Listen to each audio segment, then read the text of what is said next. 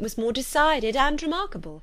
At his own ball he offended 2 or 3 young ladies by not asking them to dance, and I spoke to him twice myself without receiving an answer.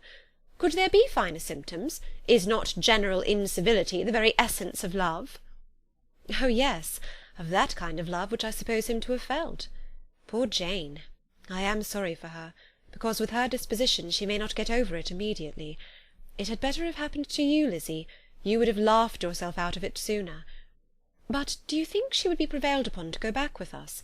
Change of scene might be of service, and perhaps a little relief from home may be as useful as anything."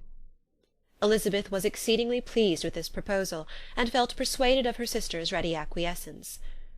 "I hope," added Mrs. Gardiner, "that no consideration with regard to this young man will influence her.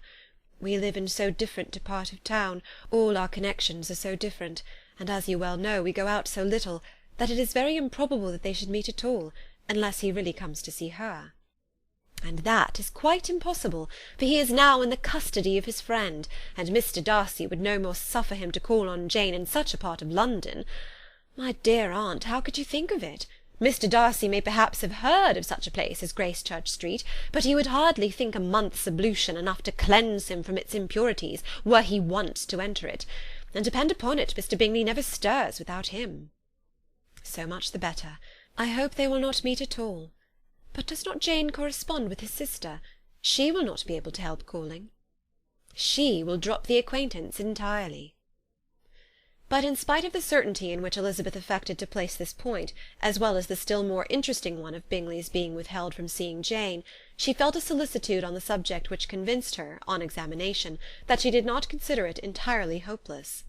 It was possible, and sometimes she thought it probable, that his affection might be reanimated, and the influence of his friends successfully combated by the more natural influence of Jane's attractions.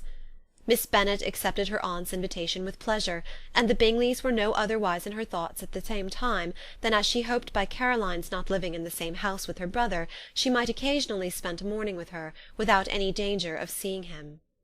The Gardiners stayed a week at Longbourn, and what with the Phillipses, the Lucases, and the officers, there was not a day without its engagement. Mrs. Bennet had so carefully provided for the entertainment of her brother and sister that they did not once sit down to a family dinner.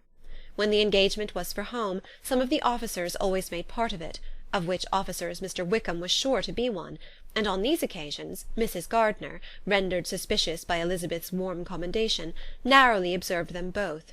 Without supposing them, from what she saw, to be very seriously in love, their preference of each other was plain enough to make her a little uneasy, and she resolved to speak to Elizabeth on the subject before she left Hertfordshire, and represent to her the imprudence of encouraging such an attachment. To Mrs. Gardiner, Wickham had one means of affording pleasure, unconnected with his general powers.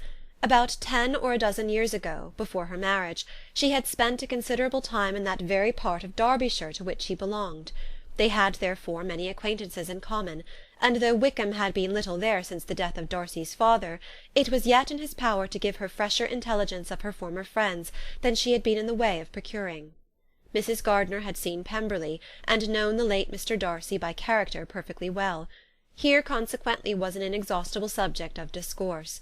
In comparing her recollection of Pemberley with the minute description which Wickham could give, and in bestowing her tribute of praise on the character of its late possessor, she was delighting both him and herself. On being made acquainted with the present Mr. Darcy's treatment of him, she tried to remember some of that gentleman's reputed disposition when quite a lad, which might agree with it, and was confident at last that she recollected having heard Mr. Fitzwilliam Darcy formerly spoken of as a very proud, ill-natured boy. End of Chapter 25.